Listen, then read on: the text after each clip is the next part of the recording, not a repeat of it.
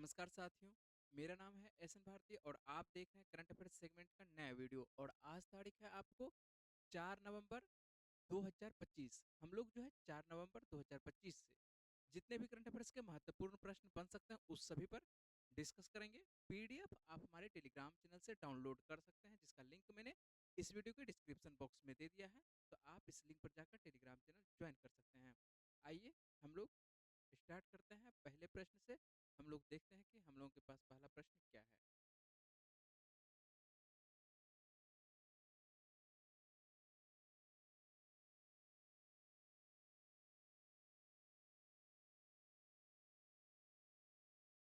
पहला प्रश्न जो है आप लोगों को दिवस से संबंधित है। हाल ही में जो है आपको दिवस मनाया गया, कौन-कौन सा दिवस मनाया गया हम लोग देख लेते हैं। आज जो है महत्वपूर्ण आपको 2 दिवस दिया गया है।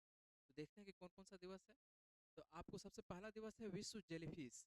पढ़े होंगे, बायोलॉजी में पढ़े होंगे जेलीफिश के बारे में। तो उसी से संबंधित यहाँ पर है कि एक दिवस मनाया जाता है, विश्व जेलीफिश दिवस जो है प्रतिवर्ष किस दिन मनाया जाता है? आप लोगों से प्रश्न पूछा जा सकता है कि विश्व जेलीफिश दिवस जो है प्रतिवर्ष किस दिन मनाया जाता है? तो यह मनाया जाता है आपको 3 नवंबर को मनाया जाता है। कितने तारीख को?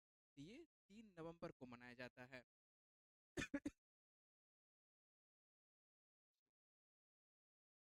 जेलीफिश आप लोग देखे होंगे। ये जो आप तस्वीर यदि आप देख रहे हैं, आपके सामने में ये जो आपको दिखाई पड़ रहा है तस्वीर, यही जेलीफिश है ना? चलिए अच्छे से आप देख लीजिए पहले जेलीफिश को। ये जो आपको जेलीफिश दिखाई पड़ रही है, ये आप दिन में यदि देखना चाहते हैं तो इस तरह से जेलीफिश दिखाई पड़ेगी। यदि रात्रि में देखना चाहते हैं तो आपको थोड़ा-सा इसमें चमकीला रोशनी टाइप का आपको इसमें दिखाई पड़ेगा, ठीक है? और एक ऐसा यह जीव है जिसमें ना मस्तिष्क होता है, कह सकते हैं दिमाग इसको नहीं होता है, ना इसके पास हृदय होता है और ना इसमें हड्डी होती है, ठीक है? समझ रहे हैं ना? ना दिमाग है, ना हड्डी है, ठीक है? ना इसके पास किसी प्रकार का हृदय है।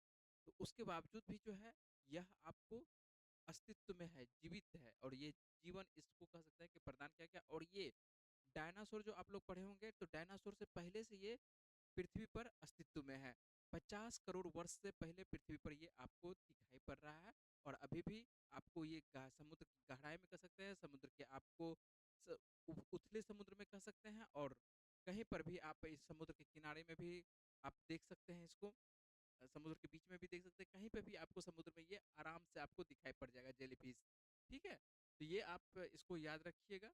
जेलीफिश दिवस प्रतिवर्ष जो है कितने तारीख को मनाया जाता है? ये आपको 3 नवंबर को मनाया जाता है। यही संबंधित एक और प्रश्न दिया गया है, तो उस प्रश्न को भी जो है हम लोग कवर कर लेते हैं।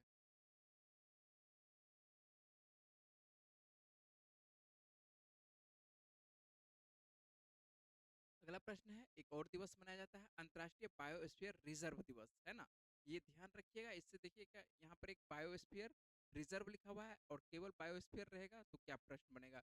तो अंतर्राष्ट्रीय बायोस्फीयर रिजर्व दिवस यदि पूछे कि प्रतिवर्ष किस दिन मनाया जाता है, तो यह भी आपको मनाया जाता है, ये 3 नवंबर को ही मनाया जाता है।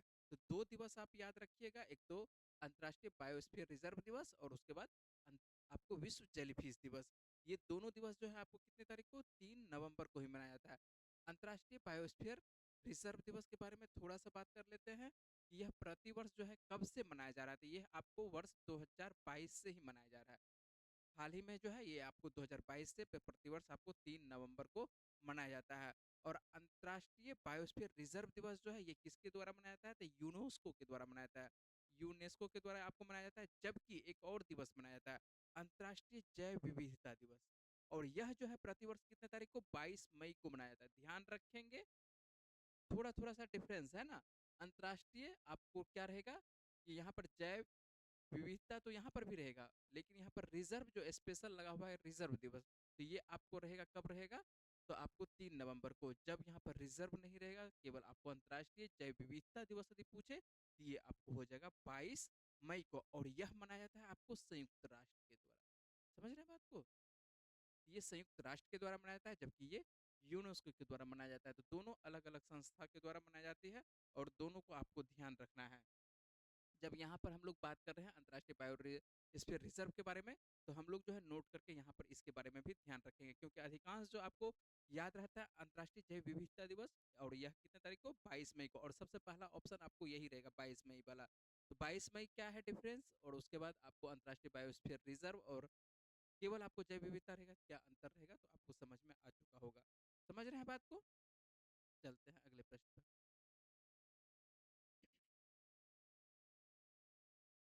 चलिए, यहाँ पर देख लेते हैं अगला प्रश्न आप लोगों के लिए क्या है। डॉक्टर दीपक मित्तल के बारे में पूछा जा रहा है कि डॉक्टर जो आपको दीपक मित्तल हैं, इनको किस देश में भारतीय राजदूत के रूप में जो है नियुक्त किया गया है? तो दीपक मित्तल को जो है भारतीय राजदूत के रूप में नियुक्त किया गया है संयुक्त अरब अमीरात, है ना? तो यूएई जिसको बोलते हैं, तो संयुक्त अरब अमीरात में क्या किया गया है, इनको भारतीय राजदूत के रूप में नियुक्त कर दिया गया है। किनको? दीपक मित्तल को। और ये जो आप तस्वीर देख रहे हैं, यही है दीपक मित्तल है ना? ये जो आप तस्वीर देख रहे हैं, ये आपको दीपक मित्तल है और इनको जो है राजदूत कहाँ पर बनाया गया है, तो भारत का जो राजदूत नियुक्त किया गया है, इनको संयुक्त अरब अमीरात में नियुक्त किया गया है। और नाम आता है संयुक्त अरब अमीरात का, तो हम लोग संयुक्त अरब अमीरात के बारे में संक्षेप में जान लेते हैं। इसकी राजधानी क्या है? अबू धाबी है। और यहाँ पर जो मुद्रा चलती है, दिरहम मुद्रा चलती है। याद रखिएगा, ये आपको बिहार एसएससी के एग्जाम में ये पूछा हुआ प्रश्न है। आपको संयुक्त अरब अमीरात की जो मुद्रा है, इसका यहाँ पर कौन सी मुद्रा चलती है, तो ये आपको दिरहम मुद्रा चलती है। बात करें यहाँ पर राष्ट्रपति वर्तमान में कौन है, तो शेख मोहम्मद बिन जायद अल नहयान है ना? यहाँ पे राजा रहता है, राजा को ही जो है राष्ट्रपति का दर्जा कह सकते हैं कि दिया जाता है, उसी के परिवार का सदस्य सब रहता है। चलते हैं अगले प्रश्न पर बात करते हैं। और अगला प्रश्न आप लोगों के लिए क्या है, जो भी महत्वपूर्ण प्रश्न है वही सभी आपको दिया गया है और आप लोग जो है नोट करके इस प्रश्न को सभी को याद रखिएगा। हाल ही में है आपको क्या, कि शिक्षा मंत्रालय के द्वारा यहाँ पर प्रश्न को हल्का सुधार करना है। हाल ही में, ये द्वारा को काट देना है, दो बार द्वारा लिखा गया, यहाँ पर भी द्वारा, यहाँ पर भी। ये जो है हाल ही में जो है शिक्षा मंत्रालय द्वारा जो है किस कक्षा से सभी विद्यालयों में एआई, है ना, एआई पाठ्यक्रम शुरू करने की घोषणा की गई है। तो ये जो आप एग्जाम देने वाले होंगे, यदि आप टीचर वाला, तो टीचर वाले एग्जाम के लिए जो है आप ये ध्यान रखिएगा, बीपीएससी टीचर का यदि आप एग्जाम देते हैं, तो उसमें जो है ये प्रश्न आपको पूछा जा सकता है कि हाल ही में जो है शिक्षा मंत्रालय द्वारा किस कक्षा से जो है सभी विद्यालयों में एआई पाठ्यक्रम शुरू करने की घोषणा की गई है। तो कक्षा यहाँ पर कौन सा कक्षा हो जाएगा, तो कक्षा यहाँ पर हो जाएगा कक्षा 3। तो कक्षा 3 से जो है आपको स्टार्ट किया जा रहा है क्या पाठ्यक्रम, आपको एआई, है ना, आर्टिफिशियल इंटेलिजेंस को जो है यहाँ पर पहली पहली बार जो है कक्षा 3 में जो है आपको स्टार्ट किया जा रहा है।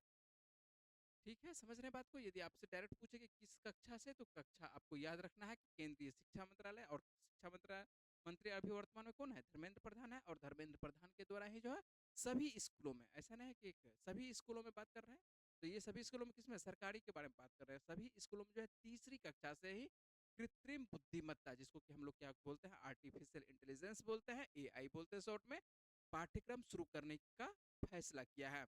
आर्टिफिशियल इंटेलिजेंस जिसको कि हम लोग क्या बोलते हैं, एआई बोलते हैं, कंप्यूटेशनल थिंकिंग, सीखने, सोचने और सिखाने की अवधारणा को सुदृढ़ करेगा।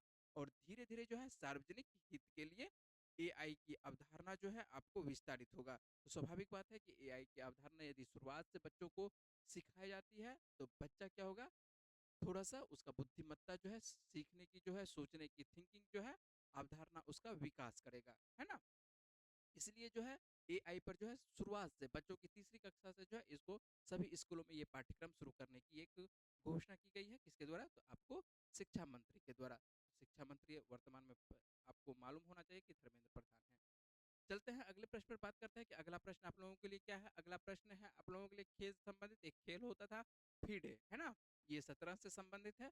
और फीडे का जो नाम है बदल दिया गया है। अब देखिए क्या है, हाल ही में जो है फीडे चेस वर्ल्ड कप, क्या है, फीडे चेस वर्ल्ड कप, ये जो वर्ल्ड कप 2025 वाला जो हो रहा था या होने वाला है, तो आपको हाल ही में जो है FIDE chess world cup 2025 trophy का नाम जो है बदल कर जो है नया नाम क्या रखा गया है, इसका नया नाम कर दिया गया फीडे वर्ल्ड कप 2025 का, है ना। वर्ल्ड कप, सीधी सी बात है कि वर्ल्ड कप 2025 जो आपको फीडे खास करके जो शतरंज से संबंधित जो वर्ल्ड कप होता था, अब इसको डायरेक्ट लिखा जाता था फीडे चेस वर्ल्ड कप 2025, लेकिन अब इसका नाम जो है परिवर्तन कर दिया गया। इसका नाम जो है किसके नाम पर रखा गया, चार ऑप्शन है, तो किसके नाम पर रखा गया। तो एक नाम आपको सबसे ज्यादा जो फेमस आपको एक नाम देखने को मिल रहा होगा, विश्वनाथन आनंद का, है ना। तो विश्वनाथन आनंद जो है आपको शतरंज के भारत की कह सकते हैं कि यहाँ पर जो है सूत्रधार शतरंज के सबसे पहले पहली बार यही करते हैं ना, तो इसी के नाम पर आपको देखने को मिल रहा है विश्वनाथन आनंद। और इन्हीं के नाम पर जो है आपको फीडे चेस वर्ल्ड कप 2025 का नाम जो है किनके नाम पर रखा जाएगा, ये आपको विश्वनाथन आनंद के नाम पर रखा जाएगा। तो आंसर क्या बनेगा, ए बनेगा, विश्वनाथन आनंद बनेगा। याद रहेगा। तो फीडे शतरंज वर्ल्ड कप जो है 2025, इसका नाम जो है बदल कर क्या कर दिया गया, विश्वनाथन आनंद के नाम पर रखा गया। किसके नाम पर, विश्वनाथन आनंद के नाम पर रखा गया है। भारतीय खेल जगत के लिए जो है एक ऐतिहासिक क्षण भी कह सकते हैं। और फीडे शतरंज विश्व कप 2025 की ट्रॉफी का नाम जो है भारत के महान ये शतरंज खिलाड़ी हैं और इन्हीं के नाम पर, विश्वनाथन आनंद के नाम पर ये रखा गया है। अब इसकी कह सकते हैं कि अब इस प्रतिष्ठित ट्रॉफी को जो है आधिकारिक रूप से जो है विश्वनाथन आनंद कप कहा जाएगा। क्या कहा जाएगा, आपको विश्वनाथन आनंद कप कहा जाएगा। जो आपको विश्व कप होता था खास करके फीडे चेस वाला, तो ये आपको ध्यान रखना है कि किसके नाम पर आपको रखा जाएगा। तो ये आपको कप में जो है आपको विश्वनाथन आनंद और विश्वनाथन आनंद के नाम पर जो है आपको ये ना रखा जाएगा। किसका, विश्व ट्रॉफी जो आप शतरंज वाला है, फीडे शतरंज विश्व कप ट्रॉफी, इसका नाम बदल कर क्या कर दिया गया है, आपको विश्वनाथन आनंद के नाम पर। याद रखिएगा, अच्छे से याद रखिएगा, ये प्रश्न जो है महत्वपूर्ण प्रश्न के अंतर्गत है ना। ये ध्यान रखना है कि फीडे शतरंज विश्व कप ट्रॉफी का नाम जो है किनके नाम पर रखा गया है, ये आपको विश्वनाथन आनंद के नाम पर रखा गया है।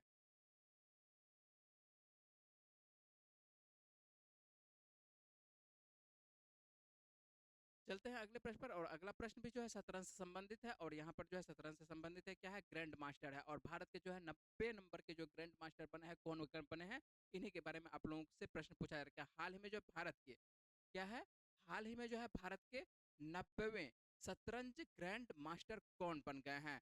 ये कौन बन गए हैं, आपको इलम पार्थी ए आर बने हैं, है ना। यहाँ पर थोड़ा सुधार करिएगा, पार्थी कर दीजिएगा, इलम पार्थी ए आर बने हैं। कौन बने हैं, भारत के जो है आपको 90 नंबर के जो शतरंज के ग्रैंड मास्टर बने हैं, ये आपको कौन बन रहे हैं, इसका आंसर होगा इलम पार्थी ए आई आर होगा, है ना। ए आर होगा, ए आई आर नहीं, केवल ए आर, है ना। तो इलम पार्थी आपको ए आर होंगे। ये आपको भारत के क्या हो हैं, 90 नंबर के शतरंज के ग्रैंड मास्टर। तो ग्रैंड मास्टर आपको पूछा जाता है। 80 नंबर के कौन है, आपको 81 82 जो आपको लेटेस्ट कम से कम याद रहना चाहिए, 85 से कम आप 90 याद रखिएगा, ठीक है। चलिए यहाँ पर ध्यान रखना है, महत्वपूर्ण तथ्य के अंतर्गत यहाँ पर कुछ नहीं है, सिर्फ नाम ही है। आपको युवा शतरंज खिलाड़ी कौन, इलम पार्थी ए आर, जो किनको पराजित करते हैं, तो ये आपको एक खेल हो रहा है बोस्निया हर्जेगोविना में, पेजल जीना 2025 शतरंज महोत्सव। और यहीं पर जो है आपको देखने को मिलता है, इनको जो है ग्रैंड मास्टर, 90 नंबर के ग्रैंड मास्टर इसको प्रदान किया गया है। भारत के ये है, और तो भारत के ये 90 नंबर के ग्रैंड मास्टर बन रहे हैं कौन, इलम पार्थी बन रहे हैं, ठीक है। तो याद रखिएगा। और ये पूछिए किस राज्य के रहने वाले हैं, तो राज्य आपको तमिलनाडु के रहने वाले हैं, और तमिलनाडु के आपको चेन्नई शहर के आपको इलम पार्थी रहने वाले हैं।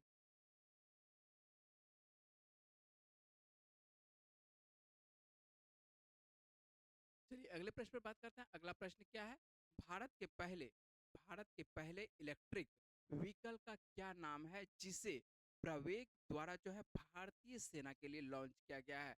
एक ऐसा इलेक्ट्रिक पूछ रहा है, पहला इलेक्ट्रिक व्हीकल, तो ऐसा एक इलेक्ट्रिक व्हीकल के बारे में पूछ रहा है। ऐसा कौन सा इलेक्ट्रिक व्हीकल है जो कि पहली पहली बार किसमें, सेना को दिया जाएगा। और सेना से स्वाभाविक बात है, सामरिक दृष्टि से ये दिया जा रहा है। और जिसे भारतीय एक कंपनी है, आपको प्रवेग इसी के द्वारा जो है ये बनाया गया है भारतीय सेना के लिए। और इसका क्या नाम रखा गया है, तो इसका नाम रखा गया है, क्या नाम रखा गया है, वीर नाम रखा गया। क्या नाम रखा गया, भारतीय सेना को दिया जाएगा, तो स्वाभाविक बात है कि भारतीय सेना से संबंधित नाम है। सभी वैसे भारतीय सेना से संबंधित नाम है, लेकिन नाम क्या रखा गया है इसका, ये इलेक्ट्रिक व्हीकल है। और ये इलेक्ट्रिक व्हीकल किसके द्वारा, प्रवेग के द्वारा ये तैयार किया गया है भारतीय सेना के लिए। और इसका नाम रखा गया है, वीर नाम रखा गया है। और ये जो आप तस्वीर देख रहे हैं, यही है आपको इलेक्ट्रिक व्हीकल। और ये इलेक्ट्रिक व्हीकल जो है स्वाभाविक बात है प्रवेग के द्वारा जो है, इसका नाम वीर है। और ये भारतीय सेना के द्वारा बनाया गया है ना। तो ये भारतीय सेना के लिए लॉन्च किया गया है पहले इलेक्ट्रिक व्हीकल, और नाम क्या है, वीर। अच्छे से याद रखिएगा, इसका क्या नाम है, वीर नाम है। और किसके द्वारा ये तैयार किया गया था, प्रवेग के द्वारा। और किसके लिए, तो भारतीय सेना के लिए। स्वाभाविक बात है कि भारतीय सेना के लिए। और यह एक इलेक्ट्रिक व्हीकल अब जो देखने को मिल रहा है, ये टैक्टिकल ऑन टेरेन व्हीकल है। और यह भारत का कह सकते हैं कि पहला रक्षा इलेक्ट्रिक व्हीकल है, जो सैन्य उपयोग के लिए दुनिया का पहला परिचालन इलेक्ट्रिक सामरिक वाहन है। जिसे आत्मनिर्भर भारत के पहल के तहत जो है विकसित किया गया है। ये जो है आत्मनिर्भर भारत के तहत जो है भारत के कंपनी के द्वारा ही इसको विकसित किया गया है। और नाम क्या है? तो नाम आपको ध्यान रखना है, ये आपको इलेक्ट्रिक व्हीकल और इलेक्ट्रिकल आपको electric tactical on terrain vehicle है इसको कहा जाता है, ठीक है? तो नाम ये आपको आवश्यकता नहीं है, लेकिन नाम आपको बता देते हैं इसीलिए कि अभी आप पहली पहली बार जान रहे हैं तो नाम आपको जानना चाहिए, है ना? सीधा याद रखिएगा कि किसके लिए और ये क्या काम करेगी। तो भारतीय सेना के द्वारा भारतीय आपको जो होगा वाहन की दृष्टि से, ये सामरिक दृष्टि से ये काम करने की इसका योजना है। चलिए आगे प्रश्न चलते हैं, अगले प्रश्न पर बात करते हैं कि अगला प्रश्न क्या है। और अगला प्रश्न जो है आप लोगों के लिए है, हाल ही में किस राज्य सरकार ने अत्यंत गरीबी से, है ना, ये भी आप लोगों के लिए महत्वपूर्ण प्रश्न के अंतर्गत ये रखा जाएगा। ये क्या है कि हाल ही में जो है किस राज्य सरकार ने जो है अत्यंत गरीबी से मुक्त होने वाला भारत का पहला राज्य बनने की घोषणा की है। ये किसके द्वारा? तो ये स्वाभाविक बात है, आपको अत्यंत गरीबी से ऊपर उठने की घोषणा कर दिया है। ऊपर क्या घोषणा हो चुका है विधानसभा के द्वारा। हाल ही में किस राज्य सरकार ने जो है अत्यंत गरीबी से मुक्त होने वाला भारत का पहला राज्य बनने की घोषणा की है? इसका सही आंसर कौन सा होगा? केरल होगा। कौन सा होगा? केरल होगा, है ना? तो इसका सही आंसर याद रखिएगा, इसका सही आंसर क्या होगा? केरल होगा।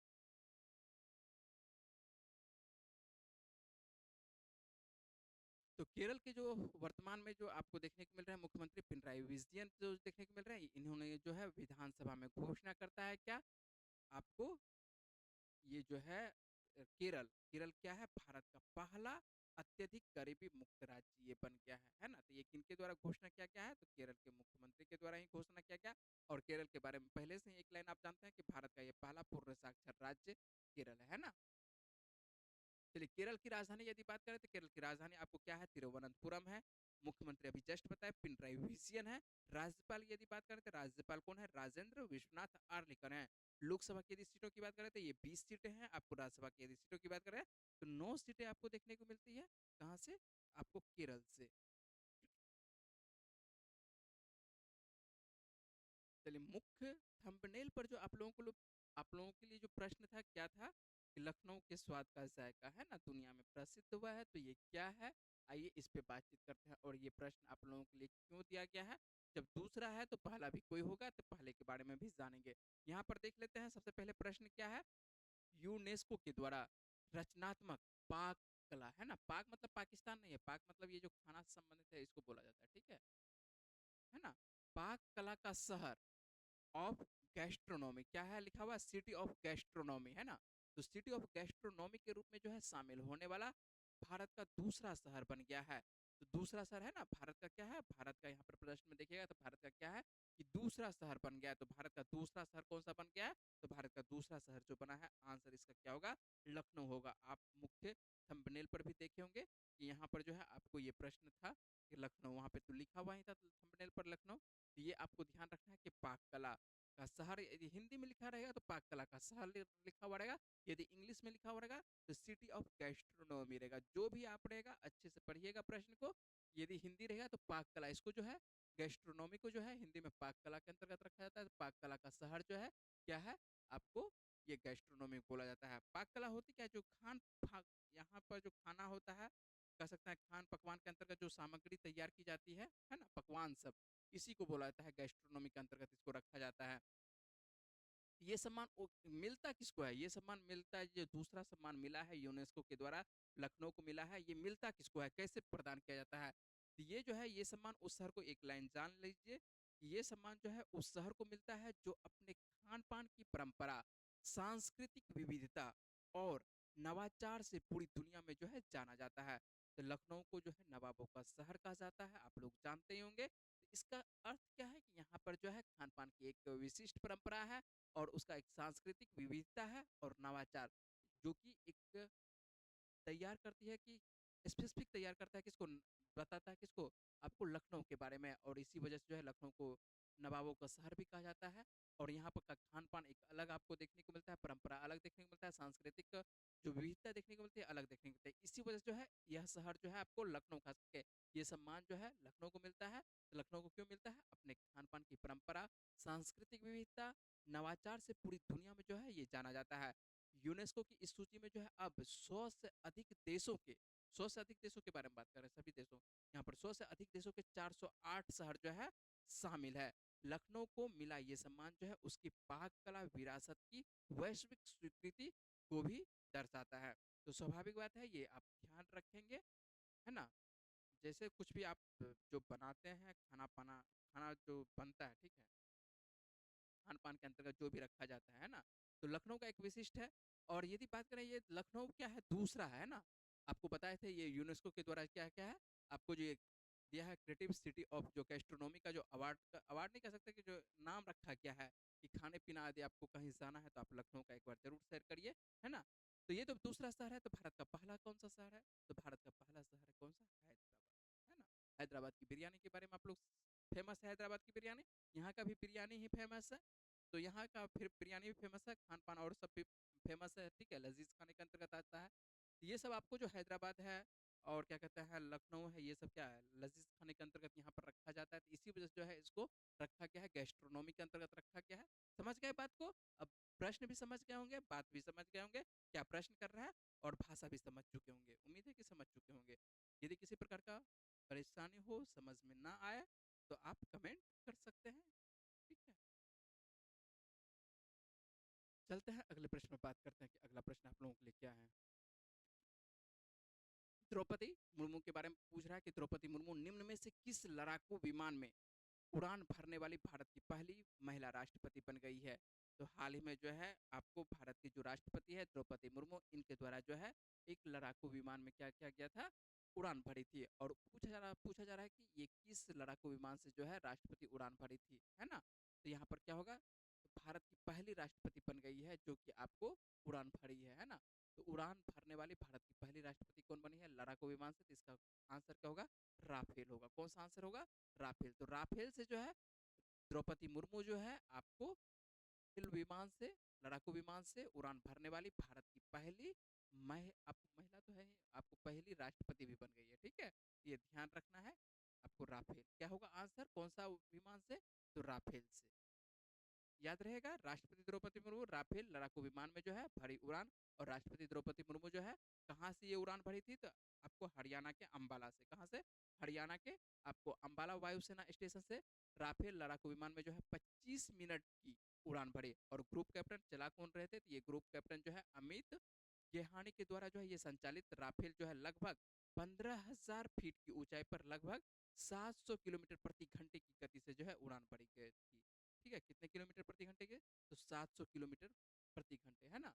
ध्यान रखेंगे। और ये जो आपको दिखाई पड़ रहे हैं यही है भारत की आपको राष्ट्रपति द्रौपदी मुर्मू वर्तमान में। और इनके द्वारा किस विमान से जो है उड़ान भरी थी? तो कह सकते हैं कि भारत की ऐसी राष्ट्रपति बनी है जो कि आपको राफेल से उड़ान भरी थी 700 किलोमीटर प्रति घंटे की रफ्तार से। समझ रहे हैं बात को? तो हम लोग जो है करंट अफेयर्स का सेगमेंट यहीं तक रखेंगे। और हम जो है आप लोगों से पूछते हैं अंत में एक प्रश्न।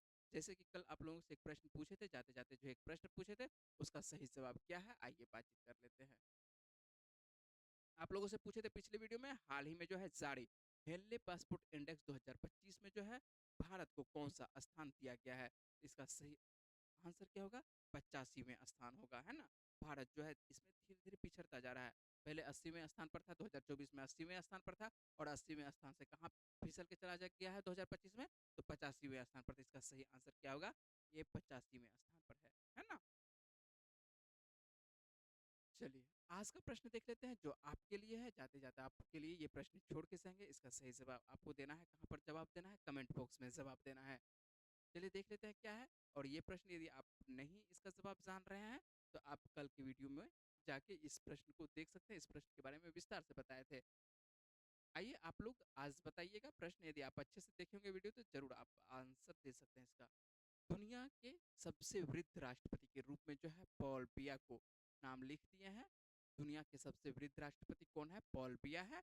और इनको जो है किस देश का राष्ट्रपति नियुक्त किया गया है? आपको आंसर 4 ऑप्शन दिया हुआ है। 4 ऑप्शन में जो है इसका सही आंसर क्या होगा? पॉल बिया को जो है किस देश का राष्ट्रपति नियुक्त किया गया है? जो दुनिया का कह सकते हैं सबसे वृद्ध व्यक्ति हैं, 92 वर्ष के हो चुके हैं। ये कौन से देश के राष्ट्रपति बने हैं? यदि आपको जवाब आ रहा है तो आपको लिखना होगा कहाँ पर? कमेंट बॉक्स में लिखना होगा। जो भी इस प्रश्न के बारे में जितना से जितना आपके पास जानकारी है उतना लिखने का प्रयास करिएगा। चलिए तो करंट अफ़ेयर्स रखते हैं, यहीं तक रखते हैं, है ना? अभी आप लोगों को रिकॉर्डिंग क्लास मिल रही है, कुछ दिनों के बाद जो है लाइव क्लास आप लोगों के पास अवेलेबल रहेगा। अभी आप रिकॉर्डिंग क्लास से काम चलाइए, ठीक है? और कुछ दिनों के बाद क्या होगा, आपको लाइव क्लास मिलेगी, ठीक है? जिसमें क्या होगा, हम लोग जो है वार्तालाप भी करेंगे। चलिए रखते हैं, आज का सेगमेंट यहीं तक रखेंगे, ठीक है? मिलते हैं आप लोगों से अगले वीडियो में।